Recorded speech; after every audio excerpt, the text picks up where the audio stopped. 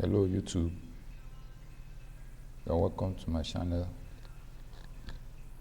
In today's video, we'll be learning about worksheet.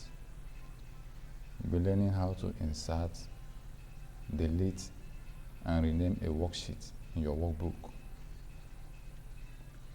Now, worksheet is a document with a collection of cells organized in rows and columns. This is where you interact with your data. In Excel, you can easily insert, rename, and delete worksheets in your workbook. So, the first thing we'll be doing is to insert a worksheet.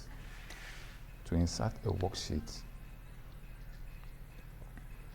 there are two ways to insert a worksheet. First is coming down and clicking the plus sign. That automatically creates a worksheet. Or the second way is going to Home,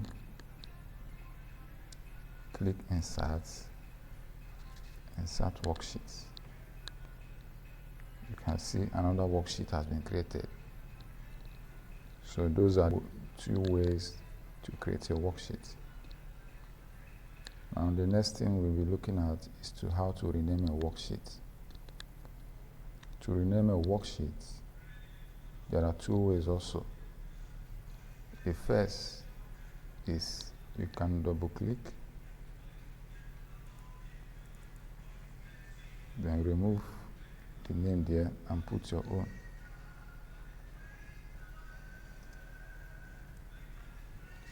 Press enter.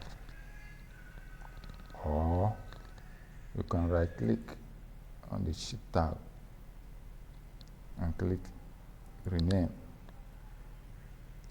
and type your new name.